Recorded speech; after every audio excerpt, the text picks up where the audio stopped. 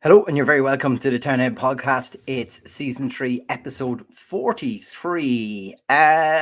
So we normally just do a nice little post-match chat about the game. Apologies, we weren't able to do it on Friday, just other things got in the way.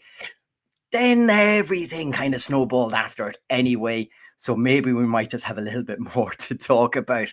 Initially, we will have a chat about the game itself, and then everything else in the Oriel Park universe shall then follow. To go through all this tonight, just a small little bit to talk about. We have, of course, Donald Hanks. How are you, Donald? I'm good. How are you? And we have Niall Newbury from the Dundalk Democrat. Niall, how are you? How you doing, lads? All good? Right. Let's just start with the match first, lads. Donald, look, another victory. This is the key part for what we are as the football club. We wanted to try to keep ourselves in the mix for that last European place, if there is one, from the winners of the FAI Cup, and that will be fourth place. We now have a chance going into that last game, which it's not in our hands, but we can play our own part in that. And it was a pretty good victory on Friday night. Yeah, we got the job done. Pretty decent performance second half, especially. I thought we were definitely the better team.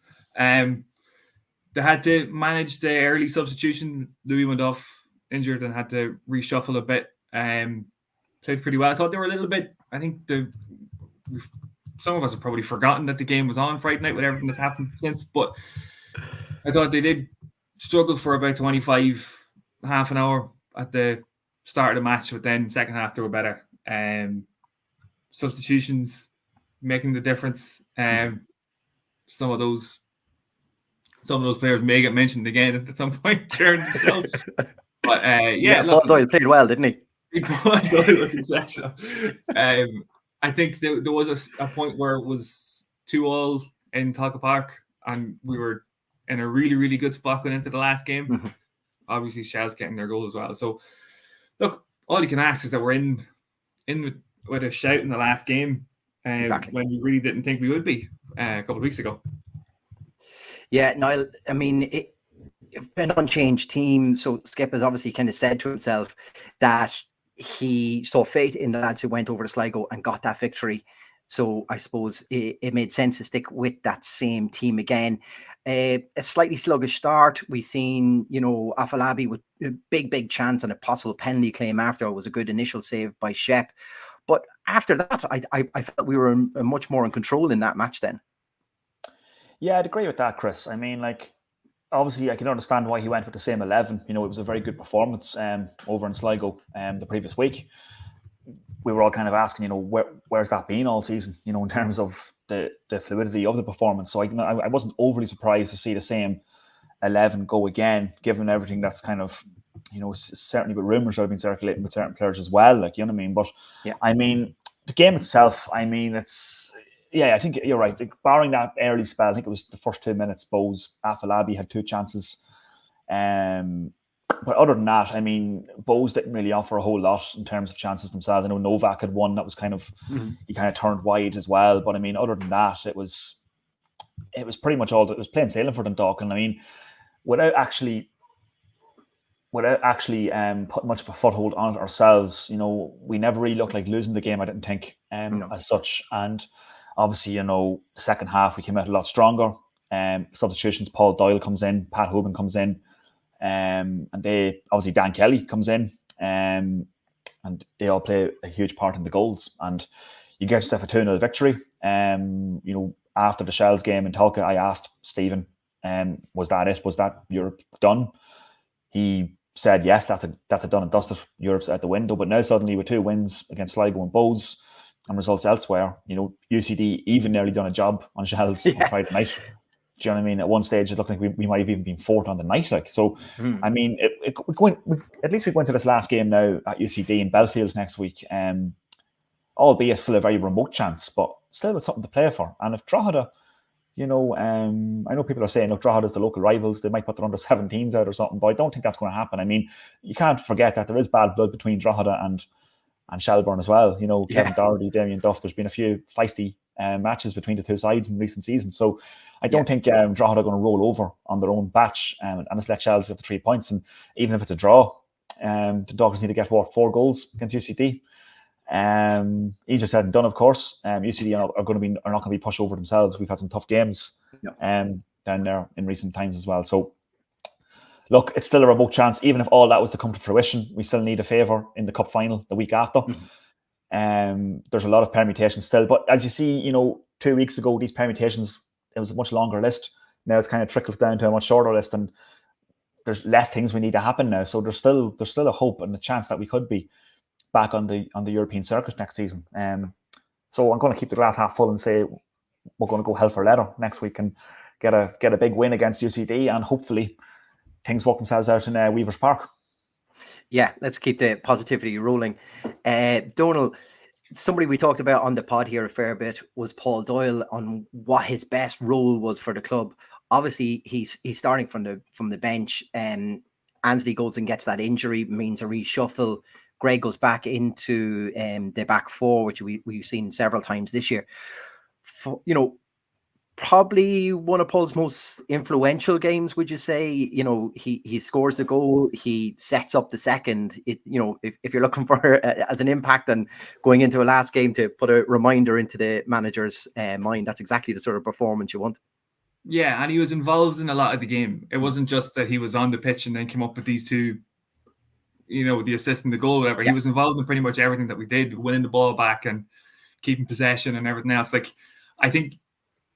I don't know if there was obviously a reshuffle at half time when Senan went off, and I think the position then that Doyle was playing in next to Mali probably suited him better.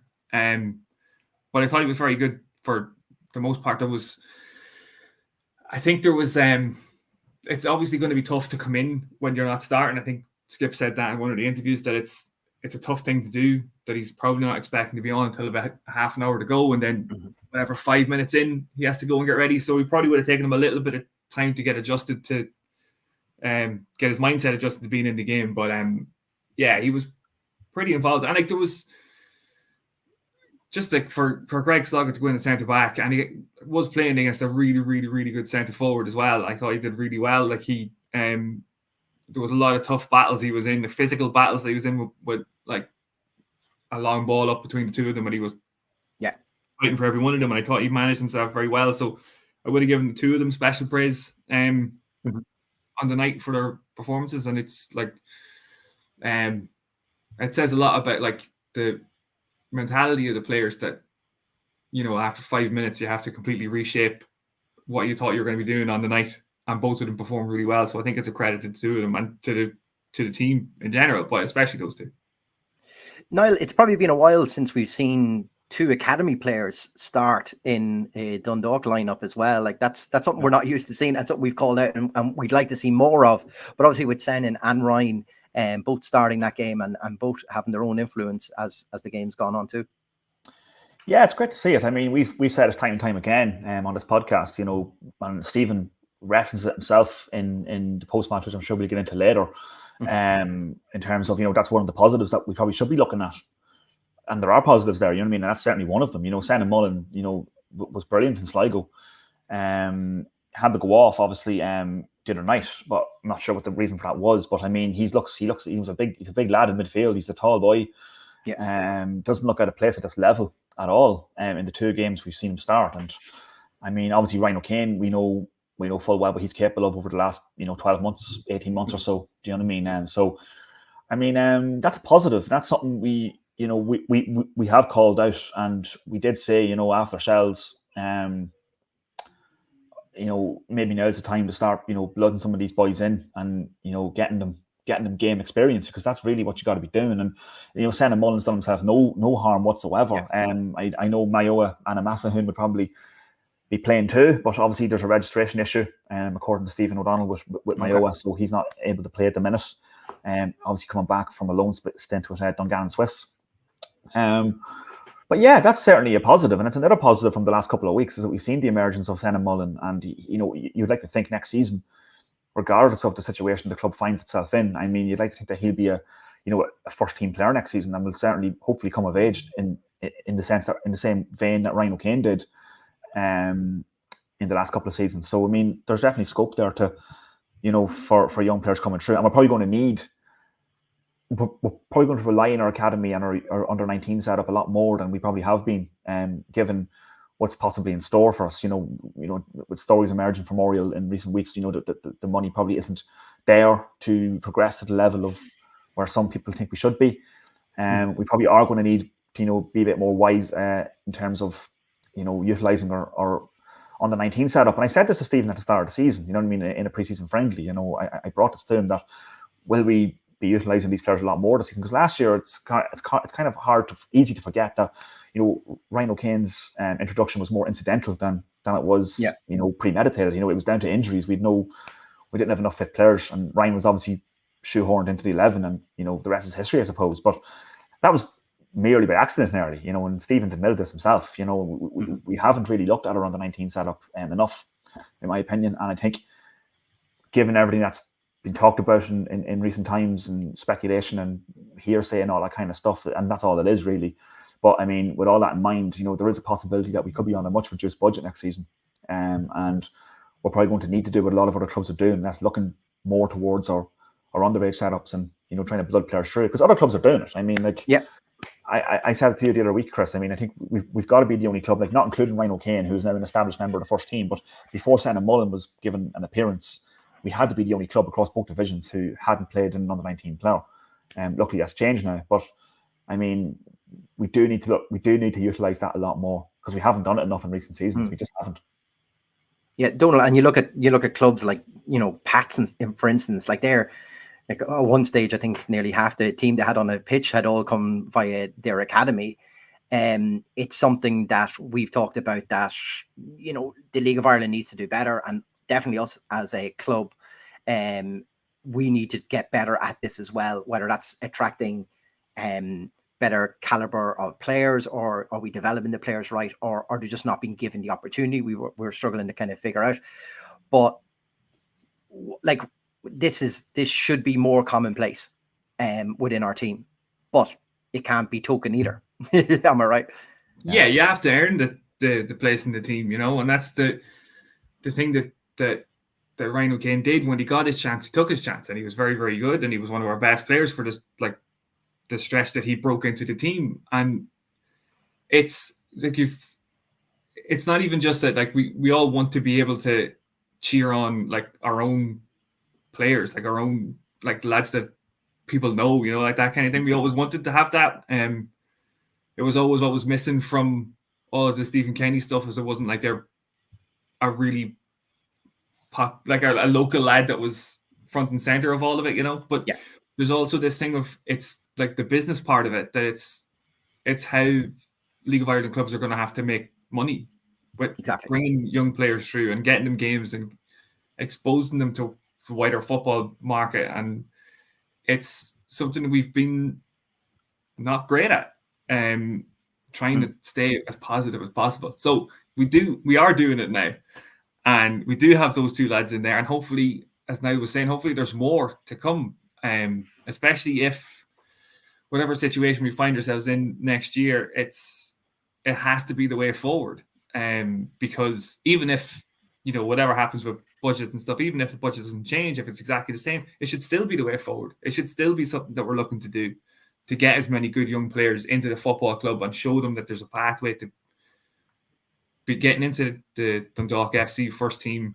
And then whatever happens after that, happens after that. But we have to be able to prove to local lads that that's a viable option for them. Yeah, exactly. Right. We've talked more about the game now than I think that Stephen O'Donnell was allowed to talk about it after the game in the press conference. So he's done pretty good, I think. I think so. Niall, have you ever known a week like it? Like, obviously we've our own group here for the podcast that we would kind of just, a bit of back and forth, but I've never seen so many rumors, so many stories, so many, to the point where obviously the club has given some sort of an update for whatever you put value in to the update or whatever, but it has prompted some sort of reaction. But it seemed unprecedented to me for the amount of, information, rumors, everything that was going around this week. It was unfathomable at times. Yeah, it was akin to some of the stuff we had in the last season under Peak Six, I think. Do you know what I mean? Under their ownership, it was, it's quite disheartening.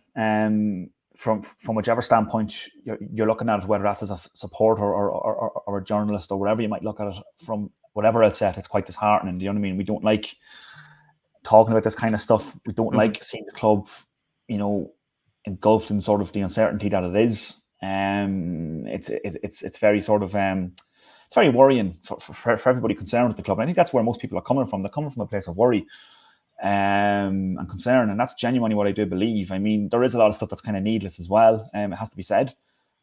Stephen sort of referenced that in his, in what was I was there myself, Jerry Malone, Barry Landy, and James Rogers were in the press briefing, and I've never seen Stephen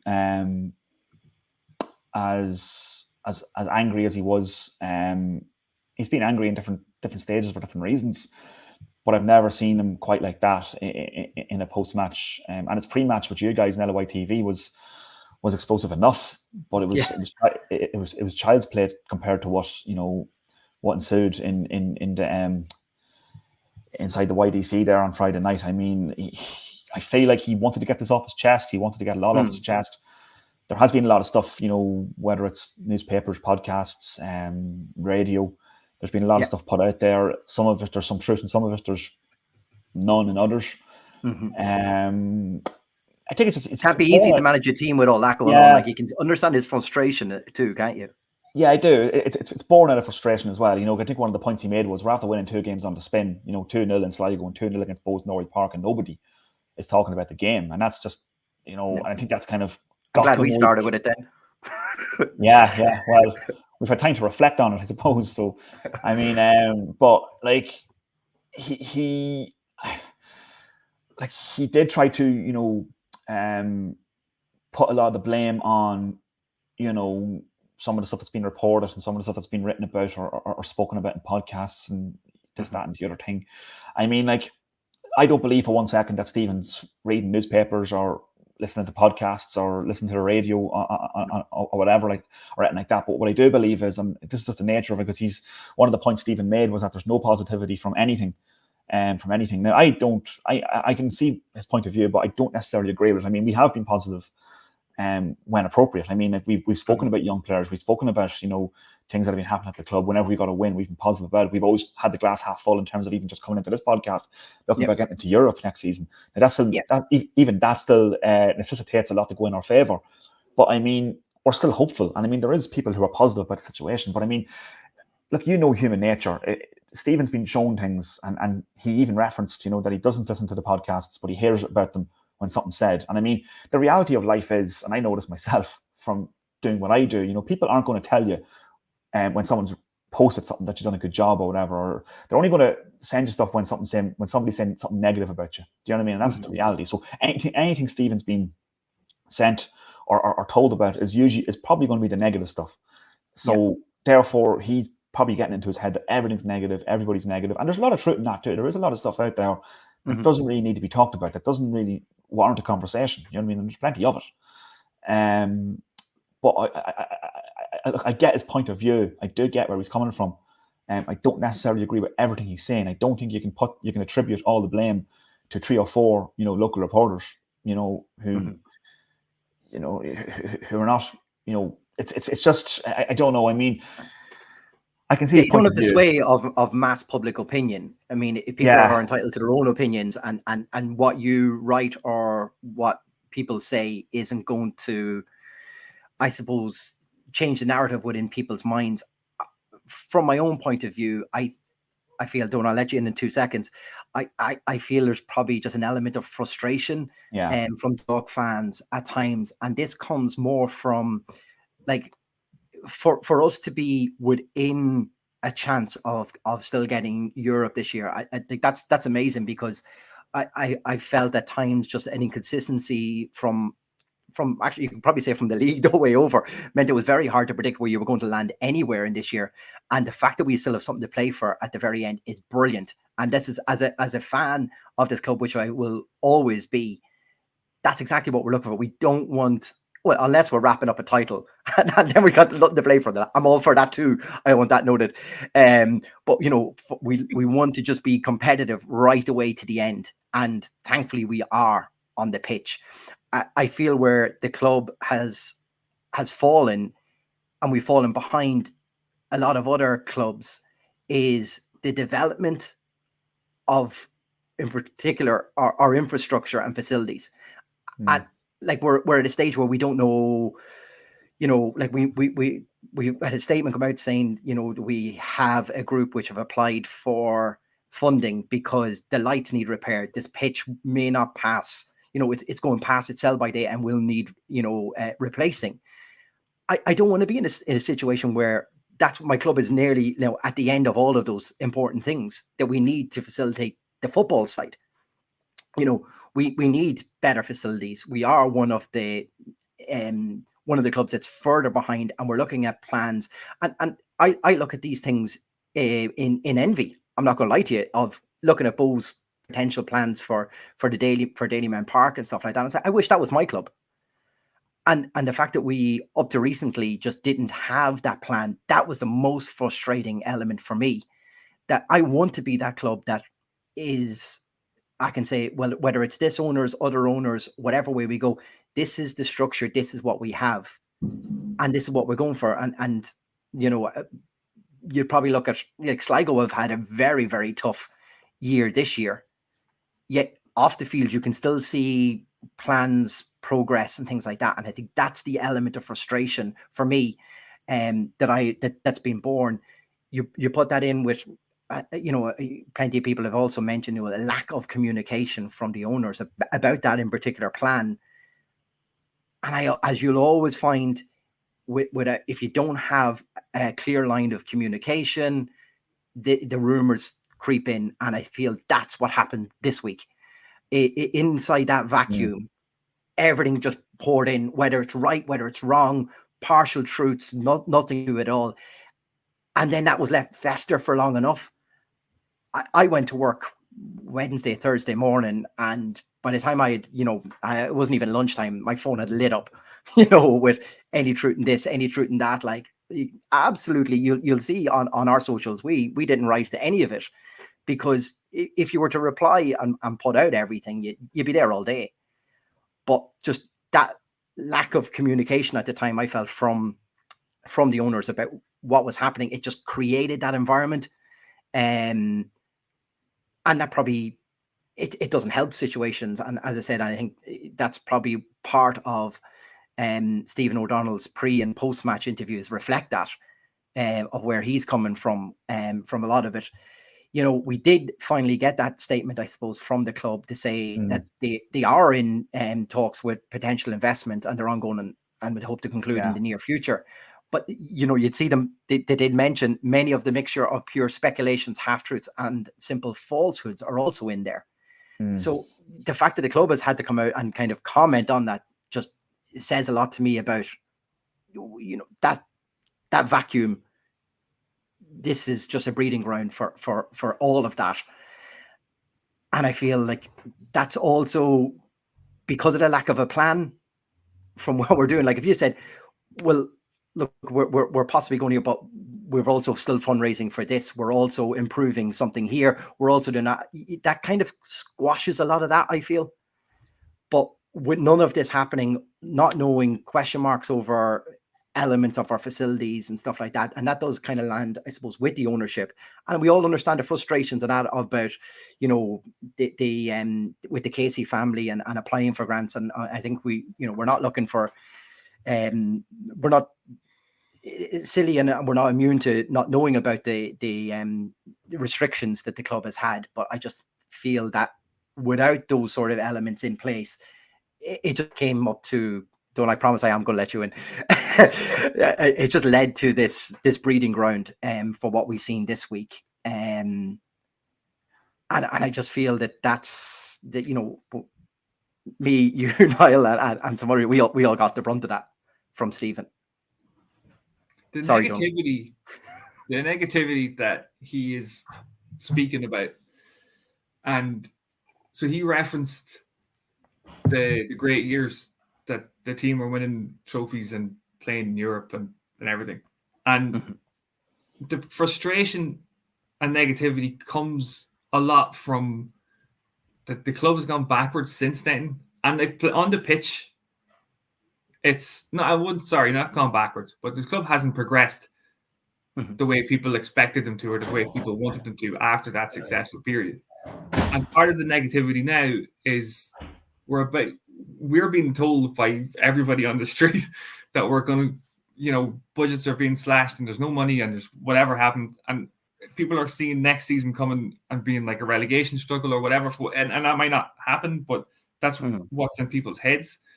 And the negativity that he's talking about, it's undeniable. Like, you can't pretend that these things aren't happening. You can't pretend that we didn't build on what we were supposed to build on or what we should have built on years ago. Like, from different owners too, as well. Like, yeah.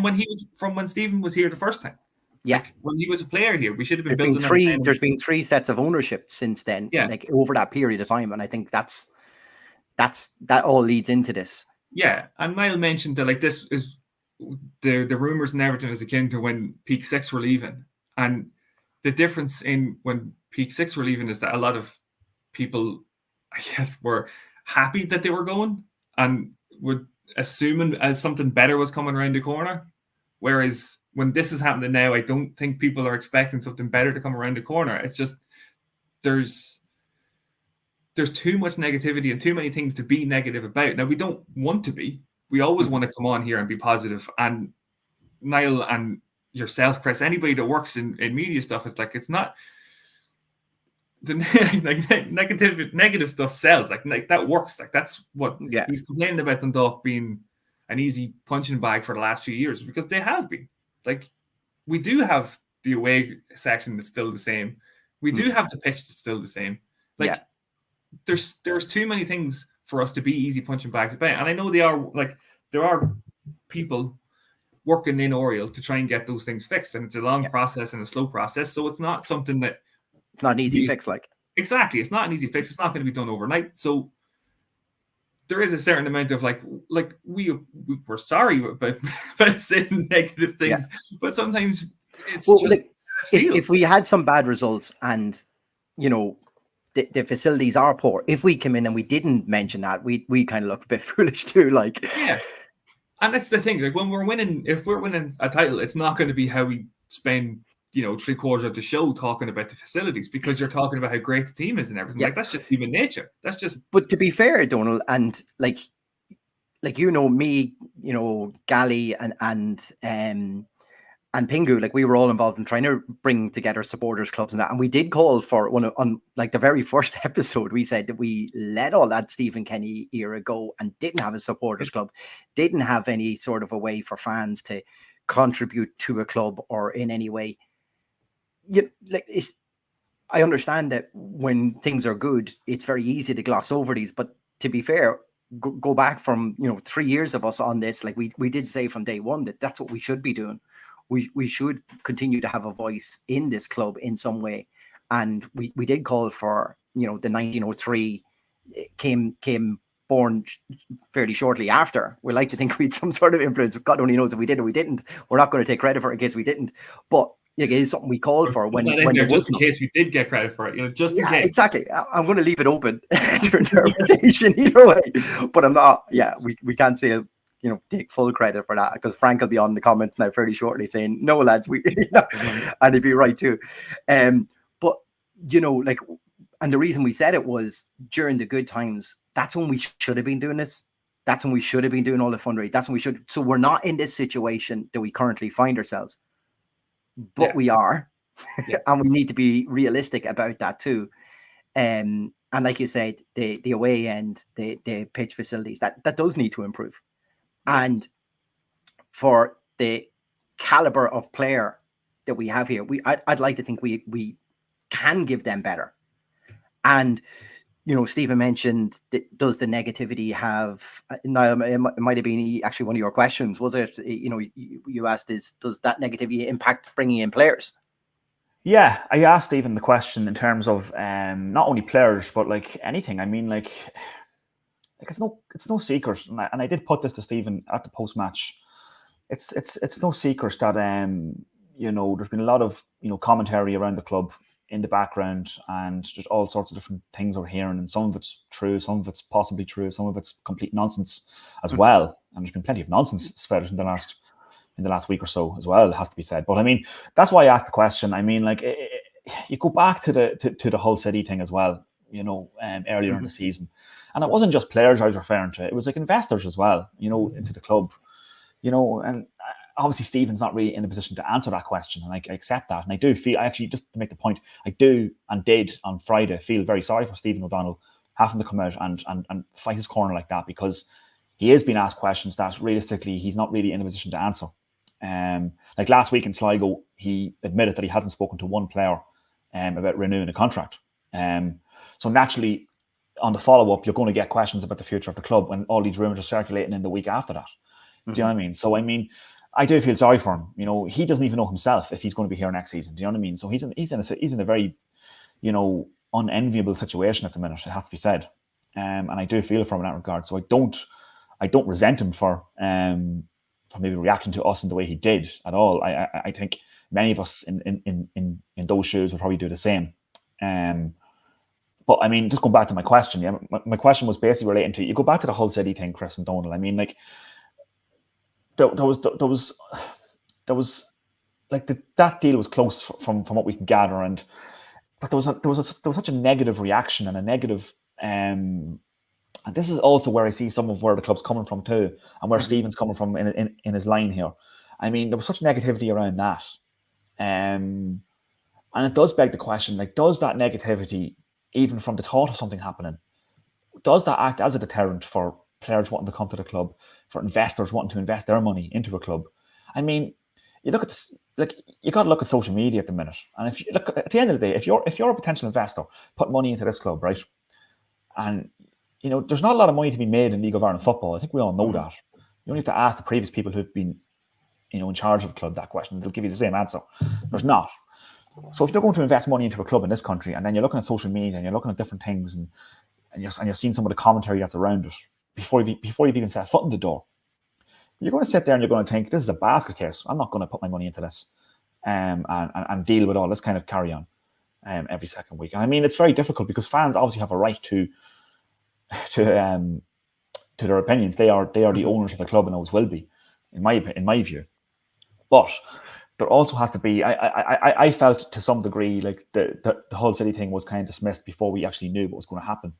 And every time, and I think there's obviously a lot of trauma in relation to the Peak Six stuff as well that obviously affects that. But I mean, it does beg the question, lads. Like, it does beg the question, like, does this kind of stuff act as a deterrent? I understand the club has been speaking to 3 or 4 potential investors, some of which are local as well. But I mean, like, nothing's set in stone in that regard. And you do get a sense. I certainly get a sense that some people at the club are potentially worried that some of the stuff that's been floating about is going to act as a deterrent. I asked Stephen that question on Friday because there's nobody else to ask. I can't ask Andy Connolly, I can't ask Sean O'Connor, or Alan Clark those questions because they're not there to answer them. So I can only ask Stephen O'Donnell, and I totally accept that he can't answer that question. So he didn't really answer the question. Yeah. But I mean, but certainly in relation to players, he did say. But what he did say was he did hint that some of this stuff is going to deter players, especially young players. Their first season coming from England, a lot of them as well, and it might deter players coming to the club if this is the kind of carry on that's going to be happening. Look, whatever's going on at the club right now in the background, it needs to be resolved, because I mean, we do need a quick resolution here. This can't. Yeah, I mean, this is not a situation where we can afford to really sit in our hands too long about it. If there's somebody going to come in and wants to invest in it, we need to get it done and dusted very quickly, because there's obviously stories coming out there. We're now seeing senior players, established players talking to other clubs, which is, the dogs in the street know that at this stage. Daniel Kelly has been speaking to Derry City. There's interest in Greg Sloggers from across the league as well, and I'm sure other players too who are out of contract. Obviously, the Patrick Hoban stuff that's come out this week as well. I mean, this stuff's not really. It's not going to accelerate season ticket sales for next season. Put it that way. So we do need a quick resolution on this, and I do feel sorry for Stephen O'Donnell.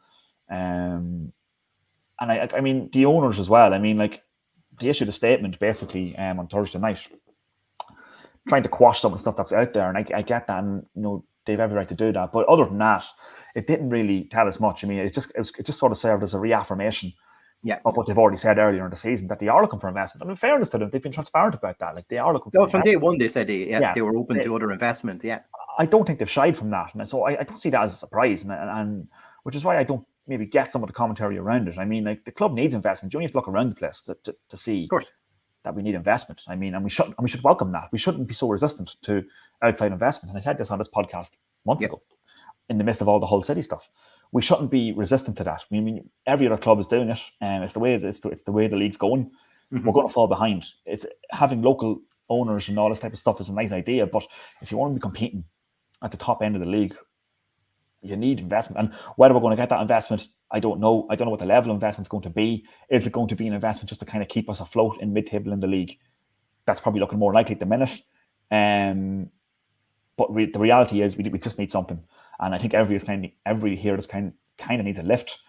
We're going into the last game of the season with still an outside chance of Europe. It necessitates a lot of permutations to go in our favour, albeit. But I mean, I think what Stephen's kind of calling for is just some positivity around the place. And I do think there has been positivity. I don't think it's been completely negative 100%. I mean, I already said this already today. I mean, like, when people are talking crap about you, human nature, you hear about it. Like, I wrote an article pre-Waterford last season, and, I literally had people, I didn't see it. It was on Facebook or something. I didn't even see it, but somebody had sent it to me. And like, there was comments from people who'd say hello to me in the street, agreeing that I should lose my job for writing this article for a headline that I hadn't written. Do you know what I mean? So So like, I mean, like, and like, that's human nature. People are going to send you that stuff. Stephen's getting sent stuff, whether it's podcasts here, whether it's newspapers or websites, whatever it might be. There's probably people aren't going to send you stuff that's positive. Do you know what I mean? They're not going to, as Stone already mentioned. That's where the headline is. That's where that's where the scandal is. It's in this sort of adversity. And people don't really want to talk about the positivity all the time. It's when something like this kind of happens, like a week that we've had, where you see all this kind of stuff coming to the fore. And I think Stephen, doesn't look at podcasts, he doesn't look at newspapers, but he is probably been told so-and-so said this, so-and-so wrote that. They're not going to tell you about the positives. So we have spoken about positives on this podcast. I know we have. Yeah. But that's not going to be sent to Stephen O'Donnell naturally. Do you know what I mean? So, I mean, I think there's a bit of that too. But look, I can definitely understand his frustration. But I think he's got to understand that us as supporters are totally frustrated too. Because we want the best for the club ultimately. That's it. Of course, because you can't watch too many podcasts, bar this one, Niall. But good point. That's it. That's well true. made. Donald, just want to get that in. Sorry, Donald. I was literally going to say what Niall just said there. The thing about this now is, whatever the resolution, whatever is coming down the road for the club, we'd love that. Just, whether the potential investors can come in or not, we'd love that situation to be resolved as quick as we could, because that has a massive impact on players staying. Niall has mentioned, of course, there's a number of suitors for players at our club, because the whole league is calling out for a goal scorer. We have a record goal scorer here. Of course, people are going to be interested. Of course, people are going to be looking for, Greg Saga, who we're a big fan of on this show. And you can see him utilizing how many positions this year. Of course, people are going to be looking for him as well. But my fear is, if we don't get it resolved and it goes on too long, it's going to have an impact on who the club can bring in for next year, what that caliber player might look like. We don't want to be in a situation, and I think you might have said it at the top when Stephen O'Donnell first came in, and he'd suddenly try to fill a whole squad as quick as he could with players, because the majority of which had already agreed to go to other clubs, and we know that to be true as well. So we don't want to get stuck, Donald, into that situation again. But the only way that happens is, I don't want to say shit, I get off the toilet, but it's that sort of a way, like, of, we do need to figure out whether if this can happen, how quickly we can fast track that, or how quickly we can make certain resources available to Stephen and the team to bring in players or to tie down players at the same time. Because the longer that goes on, and if you're a player, you're looking going, well, I don't know, am I staying, am I going? Here's a concrete offer from somebody else. You're going to have to think about what your livelihood is, and that's going to, it's human nature. You're going to want to try to find the most secure option for yourself. Yeah, and like this is the thing, like there's going to be lads that are getting offers now or talking to people now who won't even be that bothered whether we get investment or not. That they're just going to be like, this club, I can't see this club going further than the club I'm going to be signing for. Like if you're, say, we'll just take Shells as an example. If you have an option of playing in Talca with under Damien Duff or playing in Oriel, and the negativity will say it doesn't go away, that it's just not a nice place to be, you're going to up sticks and go just to Shells. Like, so the investment would have to be the investment would have to be pretty large to keep some players around, which isn't like to criticize any of them. This, it's your livelihood. But it's even just to have the investment though, to say, there's the financial issues at the club of, anyone who could be worrying about reduction in wages or anything like that, would squash all that straight away. And, for other players who either may want to stay or considering a new club, you could say, well, I could get a full-time contract at Dundalk, so why not? Yeah, that has to have an impact as well. Like, on the current way, you might think, do I or don't I sign for Dundalk? I don't know what way that owners are. I might go elsewhere because am I going to guarantee my wage? I don't want to sign for the club and then very shortly be told the finances aren't available and I get my contract cancelled. We've seen this, at Monaghan recently. In the not recently, but I should say in not too distant future, where contracts get cancelled halfway through, and you wouldn't want that for any player, and you wouldn't want it for our club either. But this is it. Any kind of financial difficulties that have been spouted out in the public domain will certainly not endear yourself to either your current players who are out of contract or ones that you're looking to bring in. You can't blame Daniel Kelly or other players if they're talking to other clubs. I mean, as far as they're concerned, after UCD next week, they're unemployed. Yeah, as far as they're concerned. So, because Stephen himself has admitted that we haven't spoken to any of these players about contract renewals. So you can't blame the players in this scenario. I mean, they have to look after themselves. They can't be sitting around, sitting on their hands hoping something comes in here. I mean, it was the same situation when Peak Six were up in Stixley. Exactly. We saw McElhenney and we saw Duffy and we saw Shields and other players leave the club. I mean, you can't blame the players in these scenarios. Like, they are human beings at the end of the day, just like the rest of us, with jobs and people to support, all that type of stuff. Do you know what I mean? So we're not endearing ourselves, and and he did use that phrase that we become a punching bag, and that we're forced to get the knives out in ourselves. And there is elements of truth in that as well. Do you know what I mean? Like, there's elements of truth in that too. I mean, like, I can definitely see where he's coming from, and I know what he's referencing. But I mean, but it's very, very difficult. You know what I mean? You got to ask the players. Like, the players must be so disheartened. Like, obviously, there's a few players who were in contract too. But then we're hearing stories this week that even players who were in contract are being told that to find new clubs essentially. That's not a very good look. Especially if you're like, you have to remember, we didn't sign a player last year until January 10th. When Louis Ansley came into the club, we hadn't signed one new player. That in itself is not ideal preparation for this season. What's it going to be like coming into next season? Do you know what I mean? Like, if the budget's reduced even more than it was last season, and it's no secret that O'Donnell's kind of, he sort of has his hands tied behind his back. He's tried to put a brave face on this for a long time, but I mean, like, it's no secret now that we missed out on a lot of players last winter, and that O'Donnell wanted. Yeah, that's obviously a first red flag. This is not necessarily the fault of the owners, by the way, either. Like, if the money's not there, the money's not there. And, people need to understand that too. I don't think this is the same as the Peak Six situation, where you had complete mismanagement and this complete nonsense, basically, week in, week out. I think this is just genuinely a situation where we just don't have the money to keep the thing going. Certainly not to the degree where people want us to be challenging at the top end of the league. And the very fact that we can. And it has been a bit of a win. We've fallen flat in our face this season. I mean, like, the cup loss in Galway was probably the standout, failure. A bit of an underwhelming European campaign as well, I felt. KA weren't any great shakes and we lost comfortably to them. And then, I think we're 10 points or so worse off than we were this time last year, in points-wise in the table. That being said, we still have an outside chance of European football. But I mean, it's very hard. And this is why it's a bit of a double-edged sword, because you don't want to deter people from coming to the club. But we are a big club, and there's going to be comment. And Stephen also has to accept, as do the owners, we're a big club, and football is a big part of this town, and it's not like other clubs. Where football is a big talking point in the town of Dundalk, and if there's stuff going on in the background of the club, it's going to be talked about, and there's going to be commentary around that, and that's just the natural. That's just the nature of a club like Dundalk. Do you know what I mean? Yeah. So, yeah, it's frustrating. I mean, I don't know. I don't know where it's going to go. But it's certainly. Speaking of academy players. Yeah, I'm gonna give you the chance. Our new centre forward is here. If we do happen to lose the record goal scorer, we can replace him with Ben. How quickly can we fast track Ben? I have boots out there for him, and you should see him try and head something. He can headbutt people like, and it has no impact on him whatsoever. Fair play to him. Donald, look, I suppose the other thing is that today the news broke. There is an interview with Patrick Hooban.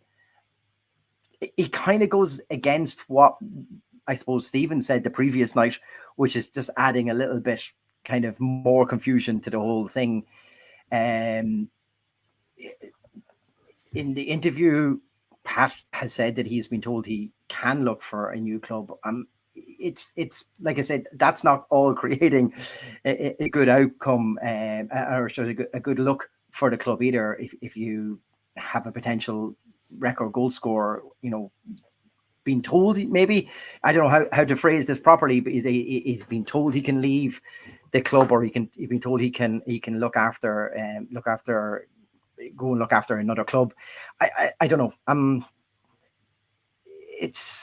It's not a good look. We've had rumors from the fans during the week.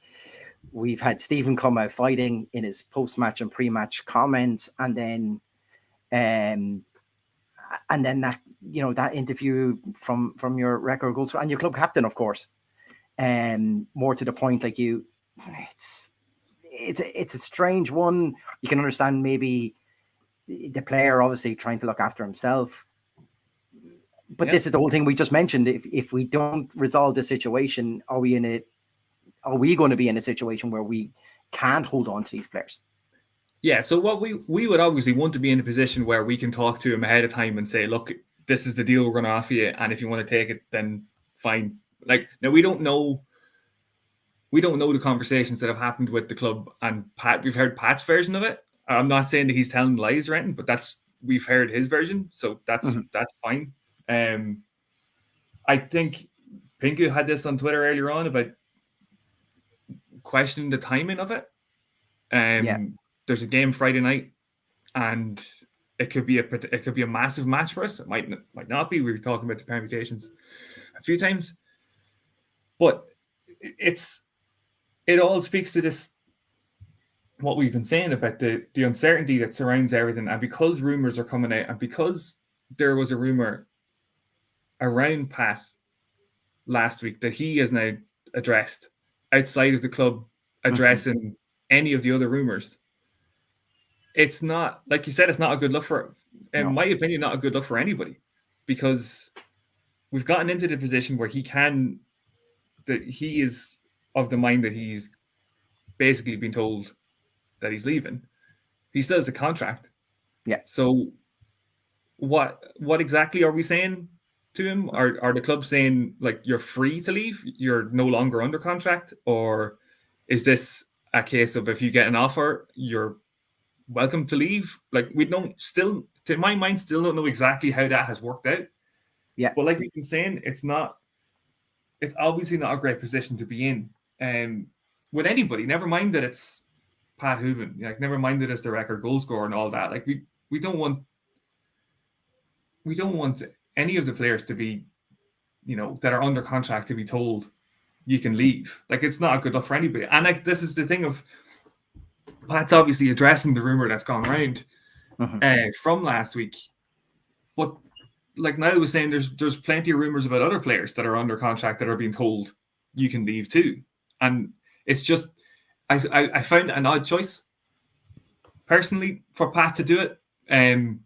He obviously wants to address whatever's going on, which is fair enough. That's his own that's his own business. I'm the same as what Pingu said. I'm like, I would really question the club captain doing this the week before what could be an absolutely colossal game in UCD, where he presumably will be there, and he doesn't consider himself a Dundalk FC player anymore, even though there's still a game left. So that part I don't understand. But look, we keep saying this, like, they're all humans, so it's he has to look after himself. He has to make the right decision for him. We might, I say we might, some of us might disagree with how he's gone about this particular part of it, but it does just speak to the whole thing of, like, we're in a pretty bad spot.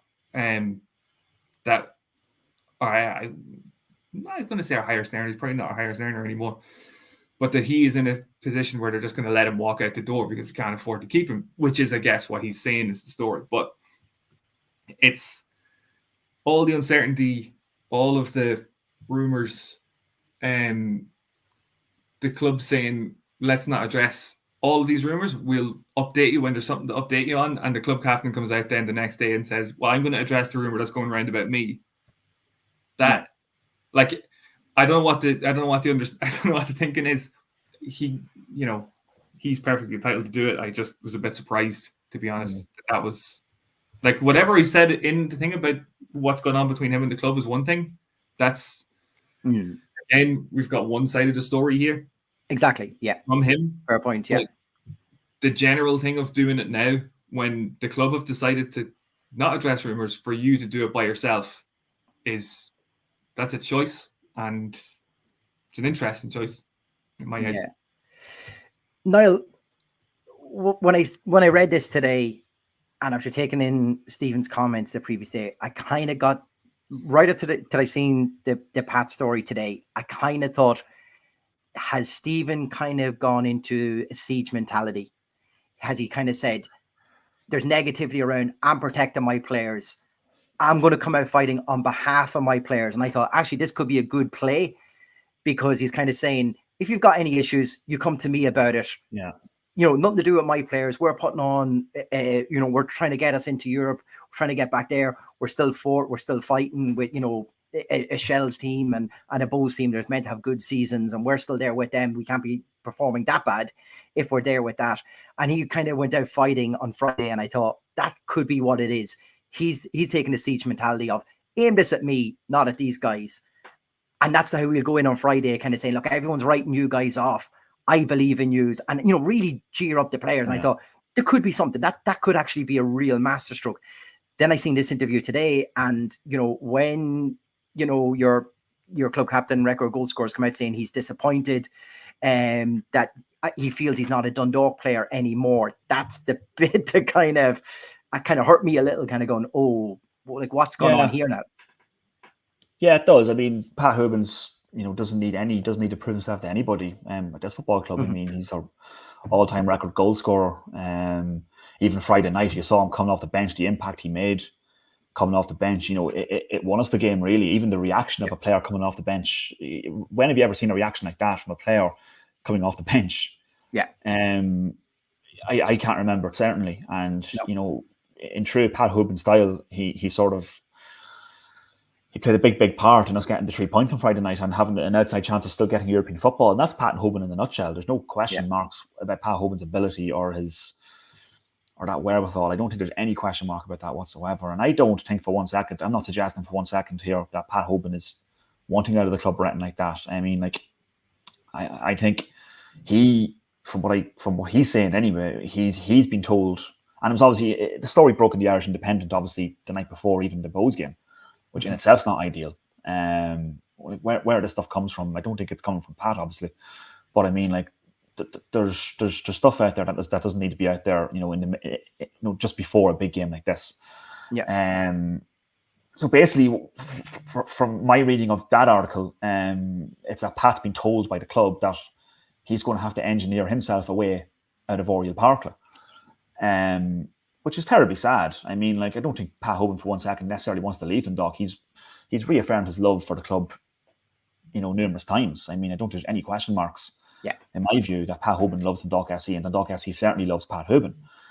But I mean, like there's different versions of different things. You know, you're going to hear all sorts of rumors about this. You know, Pat's going to have his say, which he's done today. The club and Stephen O'Donnell have had their say, and I'm sure they will going forward. But I mean, it's the timing of it, is disappointing, of course. I mean, you'd rather this stuff didn't come out, whether it's factual or not, that he is being told he has to engineer himself away out of the club. Whether that's true or not, I mean, he's still the club captain, and you know it's not ideal with the season not yet done.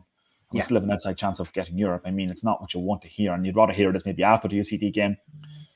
You'd rather not hear it at all because you want Pat Hoban. I was going to say that, yeah. I'd rather not hear this at all, yeah. You'd rather Pat Hoban to be a Dundalk SC player and see out his contract. It's disappointing that he's been told.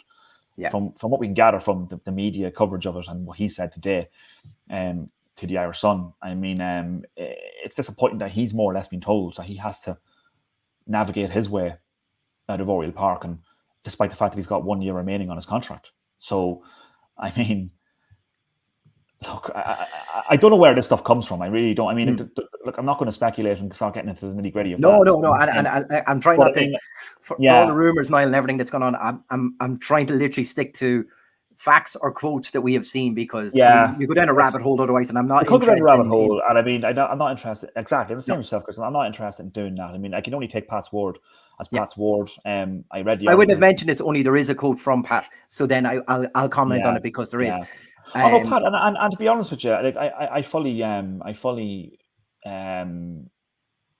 accept Pat's right to come out and speak. I mean, like, he obviously wants to address it. He feels he wants to address it. He's absolutely right. He's well within his rights to do so. He obviously felt strongly about it. He wants to get the record straight from his point of view. But it doesn't really clear anything up. It just sounds like the club's basically told him, look, you've got a year left in your contract. You have to sort of navigate your way or engineer your way out of the club, because we can't pay your wages next season. That's basically what our reading of it has to be at the moment, because we've no reason to disbelieve anything that's been said. I don't think Pat Hoban would come out and start spewing lies or anything like that. I mean, like, I think that's genuinely the case. I think the club is. It's no secret that the club financially is not. Is not maybe where it wants to be, but I'm not going to speculate what Pat's making weekly. But I'm just saying, obviously, the club feel that they can't pay his wages for another season, and have told him to sort of, navigate his way out of the place. So yeah, it's disappointing. Pat Hoban's a legend. It's disappointing. Like, look, I hope he goes and scores a hat-trick on Friday night. I know he's got a celebration night coming up as well in the Lisdale, so I hope that's a great night for him too. He definitely deserves it. I mean, he's been a tremendous servant to the club, and there's no question mark about that. But it's terribly sad. It's terribly sad, and I agree with John's there as well. I mean, like, he didn't let it affect his performance on Friday. It certainly didn't. No, I mean, he came on and he was. It was typical Pat Hoban, really. You know what I mean? Yeah. It was just, just that sort of, I don't know how do you describe it, that ballsy kind of stuff again from Pat, as we're so used to seeing. And I'm sure it'll be the same on Friday. I don't think it'll affect Pat's performance on Friday night. I still think he will be dead set on trying to propel Dundalk into Europe next season. I think his love for the club is that strong. So yeah, I just think it's look, I don't know the full ins and outs of what's happened in the background there, but look, it's disappointing. If it's a situation where Pat wants to stay at the club and he's been told to get lost, I think that's a disappointing, a disappointing compromise. The club mightn't have any choice in that, by the way. It could just be something that needs to be done, but it's disappointing one way or the other for all of us. Don't look. This, I suppose, if some potential investment does come in, this situation may not. We might be able to, no problem, honor Pat's contract, which he stays, and hopefully leads us to a great season next year. Could this be a little play by the owners? I'm going to throw this out there. So if I was selling a club, I would say, well, my number one top record goal scorer, club captain, there's a potential he could leave. If you don't come and buy the club very quickly, he could go. That might fast track something. That's me hoping here, by the way. I'm not to back that up, but I'm just wondering if it's something to play, maybe to try to get the investors in a little bit quicker. It seems like, Chris, you're after starting a brand new rumor here that this. Oh God, no. this is going to as gospel now. Chris, No, definitely not. It's definitely not. I've read that up there now. Yeah, look, if there's any this is just we're just in this situation now where we just don't know the reality almost of anything. Like we don't know who's people that are under contract are going to be let go. People who are coming out of contract are going to be able to walk. We don't know where we're going to be. I would just ask if Flano has ever ignored a direct question before, or does he have to answer every single direct question he's ever been asked? Because that's a good thing to know for anybody that bumps into him. You can just ask him a direct question and he will answer it truthfully. He's not a magic 8-ball. But no, this is the main takeaway from all the Pat stuff is that it is a shame that we're in this scenario. Like regardless of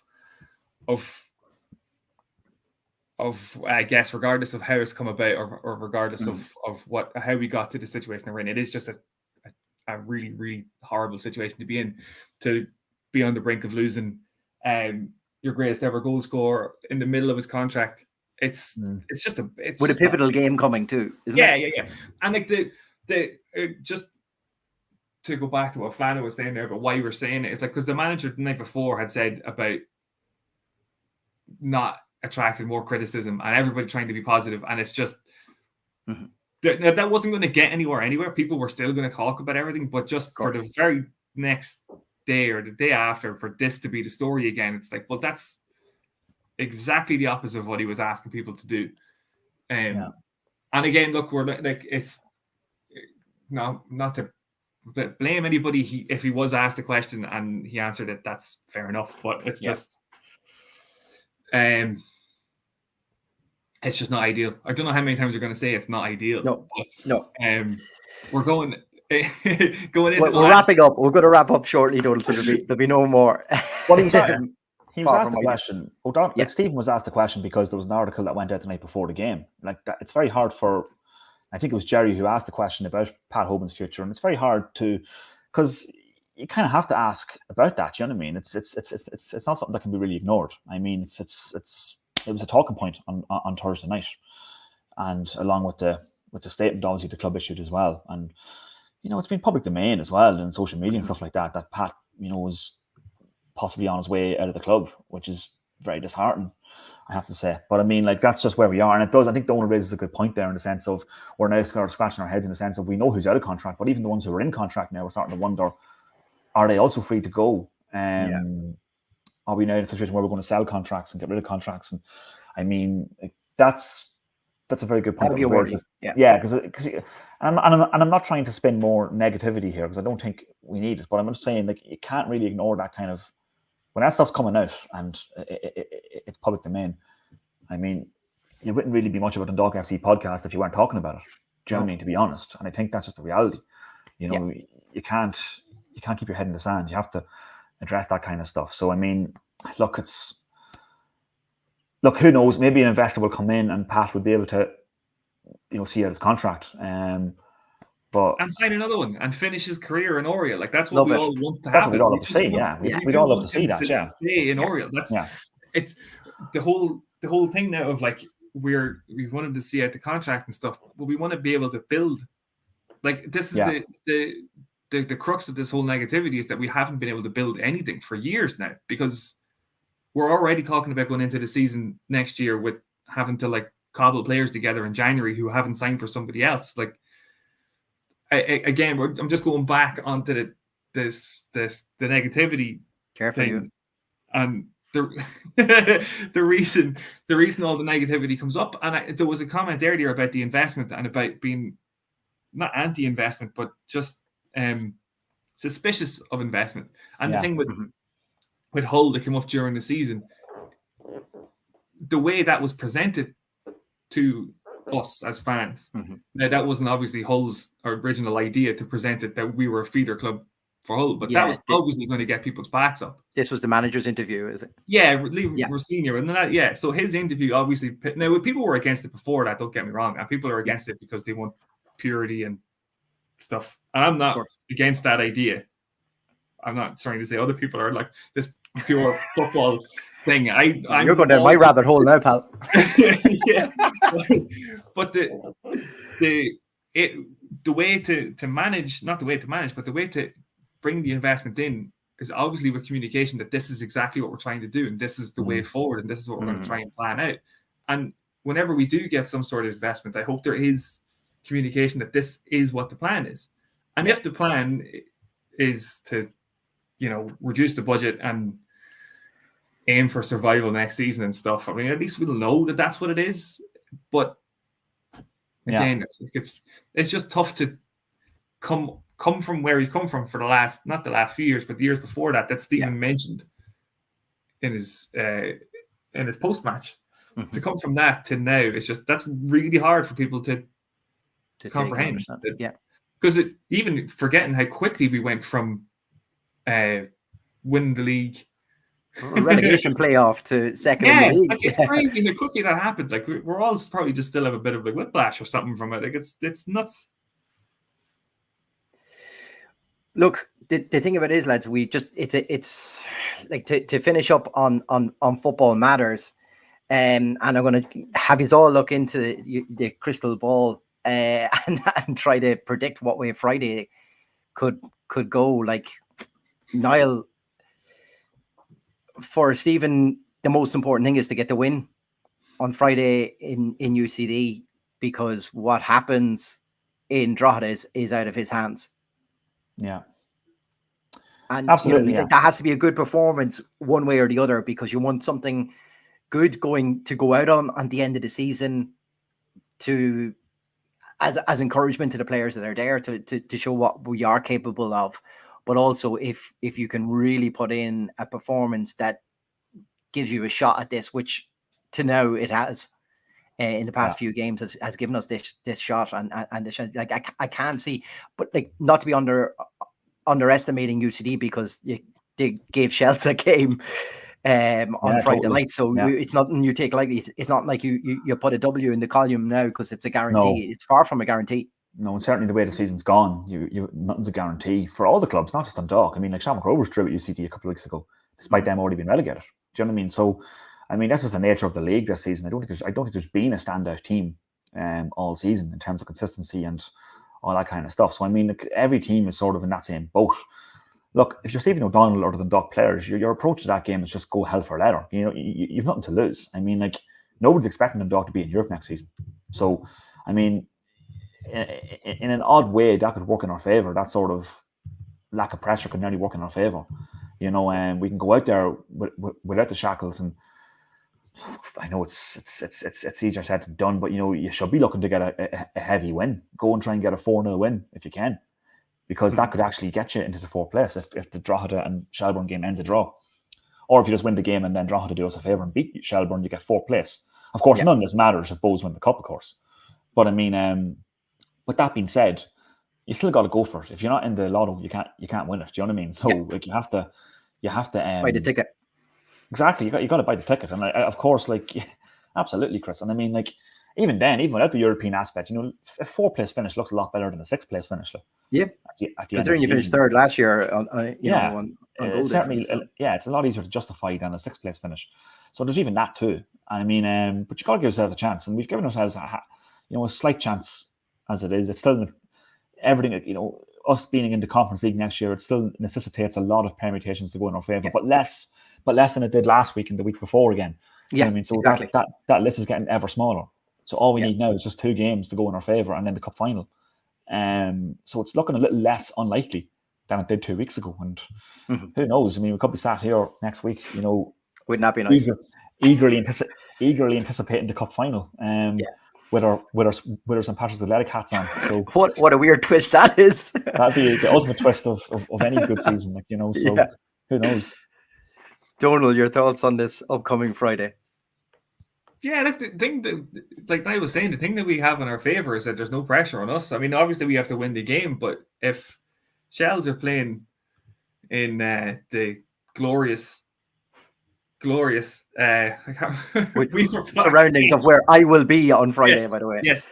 So if it doesn't go, lads, I'm throwing the camera on the pitch and get the game cancelled. Right? That's the end play in this. Like the pressure is on them. Like they have to go and win. And I know Duffer will be doing his nonsense during the week of saying the pressure's on Dundalk and no one expected us to be here and all that stuff. But that's not the reality. The reality is the lads going out on the pitch for Shells know that they have to get a result. And that does funny things to teams, like they haven't there was pressure clearly on them in the UCD game, and yeah, exactly, that had its own swings and roundabouts. And there's no way of knowing just how exactly it plays out if Drogheda get an early goal or if there's a red card or something. Like you just don't know how that's going to go. So obviously the main thing, win our game, and like I was saying earlier on, we need to score a few goals as well, just in case it comes down to the goals. So we have to approach the game like winning is obviously the most important thing, but just have an eye on the, not taking the foot off the gas if we are a couple of goals up. Now, saying that we're a couple of goals up would be, I'll take it now. But, they just have to concentrate on winning the game and then let chips fall where they may, wherever else. But I wouldn't be 1,000% confident that Shells are going to get a result. So, no. We don't know. And then Paul throws in the bowl ain't been good for us of recent times. Just ignoring the history in that ground. No, exactly. We're going to keep this optimistic as a way to go. Well, look, lads, cheers for jumping on. I do appreciate it. And I think we've kind of kept as middle of the road as we could for some of the subject matter and haven't gone down complete lunacy holes as it easily could have. We could have sat here listing off each rumor and marking them out of 10 of probability. So at least we didn't do that tonight. So sorry, Donald, that your whole table of marks out of 10 is now gone. I'm going to keep it for the Lunacy Holes podcast. Yes, perfect. That's ideal. Look, this sets us up nicely for Friday. As I said, if you told me at any point, I would say in the season that we still had a chance of Europe going into the last game of the season, you would bite your hand off. Yes, there's permutations and combinations that we have to rely on, but just like Niall just said, if you buy the ticket, at least you have a chance. And I feel that has what this club has given us going into the last game. So look, as I said, I'm there to sabotage the Drogheda game should it need be, lads. Just you tell me, send the text. It's cancelled, it's postponed, and we'll make that. If it passes what score, time is it 70 minutes or something like that? The scoreline remains. We have to look that up and make sure we know exactly what our game plan is. If Drogheda are ahead, lads, I'm getting it. Just like that's enough of the game played. Thanks very much. Yeah, ball burst. I'm out. So I'm not going to job again, but hey, fireworks with you. Have your fireworks beside the camera so that you're ready to just fire them out whenever you want. Lads, there will be fireworks. I'll get the blame for that now.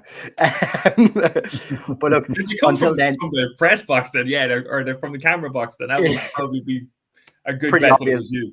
Yeah, pretty obvious. All right. But look, as I said, at least we're giving ourselves some sort of a fighting chance, and that's all we can ask for in a crazy week. Let's end on the football matters, and that's the best way we can possibly do it. And come on to town.